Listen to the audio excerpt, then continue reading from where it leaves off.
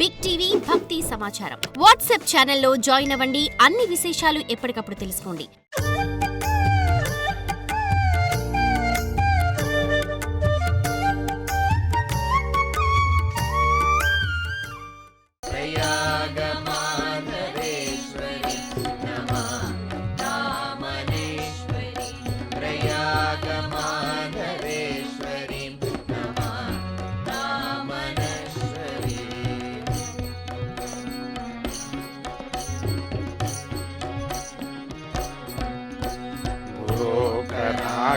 संगता सुराघटा दुदंशिता गुरोक्तराग्र संगता सुराघटा दुदंशिता सुधार्द्र बिंदुकर्षिणी गदाख्यमेलन प्रदां सुधार्द्र बिंदुकर्षिणी गदाख्यमेलन प्रदां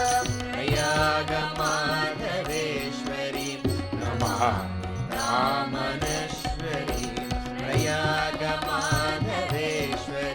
नमः रामनेश्वरी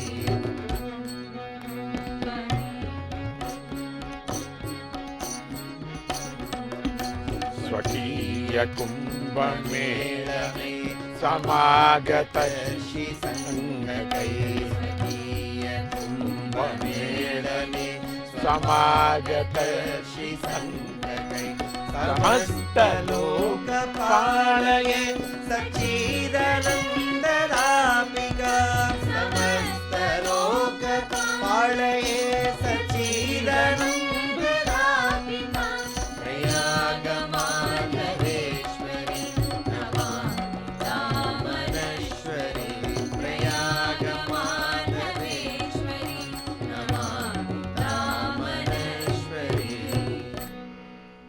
నాశనము లేనట్టి ప్రయాగ మాధవేశ్వరిని నమస్కరిస్తున్నాము. అమ్మవారు ఎప్పటికీ ఉంటుంది. గంగా యమున సరస్వతుల సంగమంలో ప్రభవించిన శక్తి దేవత ఆమె. సమృద్ధమైన భుక్తిని ముక్తిని ఇచ్చే తల్లి. భుక్తిని బతకటానికి, అయిన తర్వాత ముక్తి. త్రివేణిక అనేటువంటి సంగమంలో త్రిశక్తుల సంగమంగా ఏర్పడింది. బ్రహ్మగారి యొక్క ప్రశస్తములైనటువంటి యాగములు చేసిన స్థలంలో బ్రహ్మ రుద్ర విష్ణువుల చేత నమస్కరింపబడింది అటువంటి అమ్మవారి ఇక్కడ. బృహస్పతి యొక్క చేతిలో గల అమృత కుంభం నుంచి అమృత బిందువులను ఆకర్షించిన దేవి. అందుకనే ఆమె ప్రజలకు కుంభమేళాలను అందించింది. ఆ కుంభమేళా కొరకై వచ్చినటువంటి ఋషి సంఘాల వల్ల జనులకు సచ్చిదానందాలనిచ్చే తల్లి అట్టి ప్రయాగ మాధవేశ్వరికి నమస్కరిస్తున్నాను. పూర్వం సరస్వతీ నది అని ఒక నది ఉండేది. ఆమె గంగా యమునల మధ్యలో ప్రవహిస్తూ ఉండేది. ఆ సరస్వతీదేవి గంగా యమునులను ఇడా పింగళాలుగాను, సరస్వతీ నదిని సుషుమ్న నాడిగాను మహర్షులు భావించేవారు.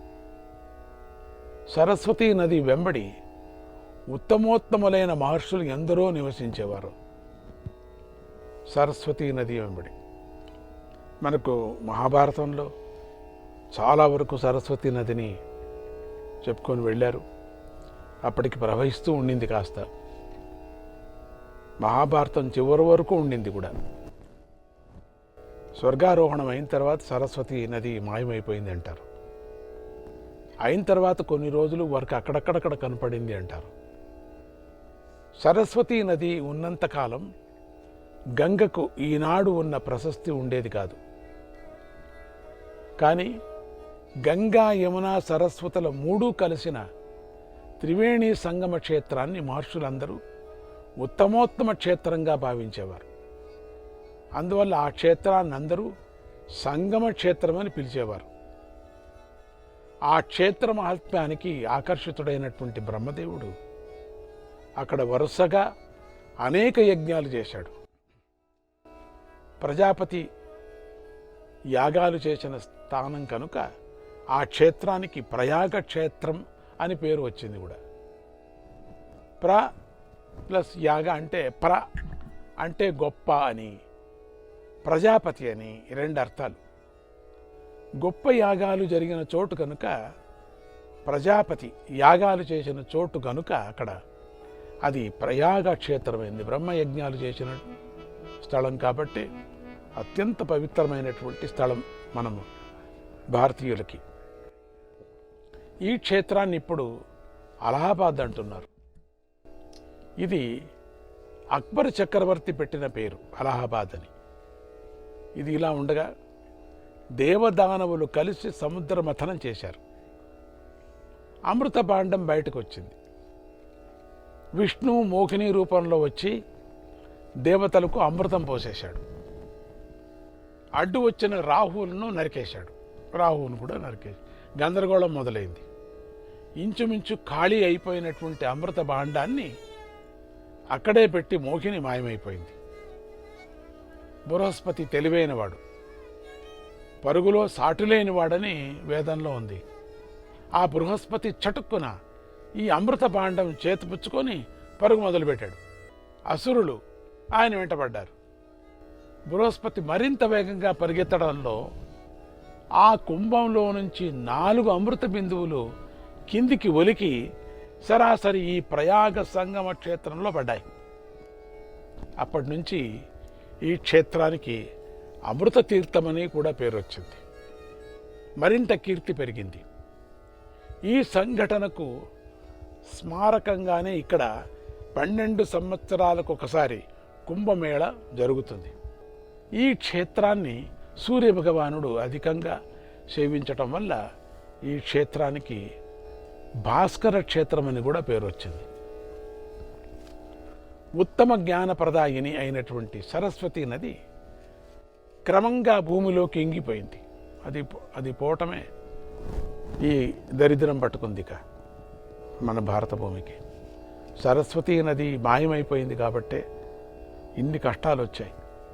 ఆ సరస్వతీ నది ఉండేంత వరకు కృతత్రేత ద్వాపర యుగాల్లో మొత్తం ద్వాపర యుగం అంతా కూడా, కలియుగం కొంచెం లోపల కూడా అంటే పరీక్షిత్ రాజు ఉండేంత వరకు కూడా ఆ సరస్వతి నది కనపడేది, తర్వాత కనపడకపోయింది.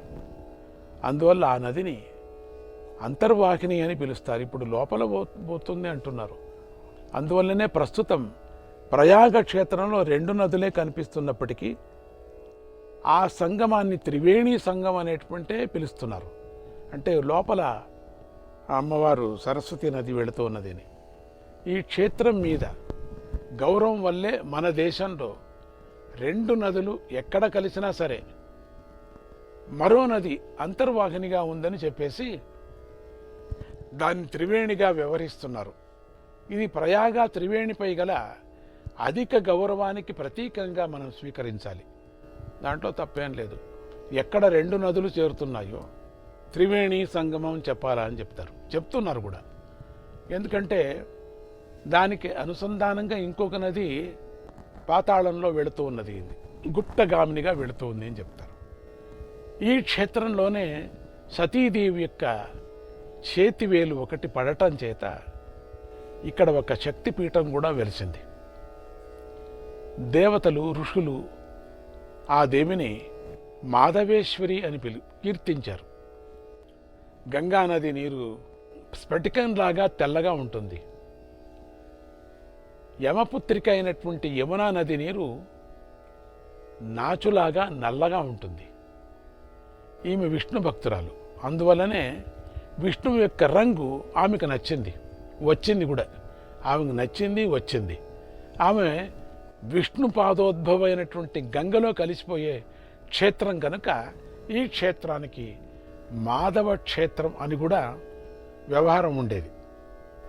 అందువల్లనే ఇక్కడ వెలసిన శక్తిపీఠానికి మాధవేశ్వరి అని పేరు వచ్చింది. ఈ దేవిని ప్రస్తుత స్థానికులు ఆలోపి దేవి అని పిలుస్తారు. ఈ క్షేత్రంలో అనాదిగా ఒక వటవృక్షం ఉంది. ప్రస్తుతం అది అక్బరు నిర్మించిన కోటలో ఉంది అంటారు. దీన్ని అక్షయవటము అని పిలుస్తారు. ఈ వృక్షం విష్ణుమూర్తికి గొడుగు అని ప్రతీతి. ఈ క్షేత్రంలో స్నానాలు చేసేవారు ముందుగా గంగలోను, తరువాత యమునలోను విడివిడిగా స్నానాలు చేసి ఆ తరువాత సంగమలో స్నానం చేస్తారు. ఈ సంగమలో పురుషులు స్త్రీలు కూడా తమ తలనీలాలను నదీదేవికి సమర్పిస్తారు. స్త్రీలు తమ జడ కొసలు మాత్రము కత్తిరించి నదిలో వేస్తారు.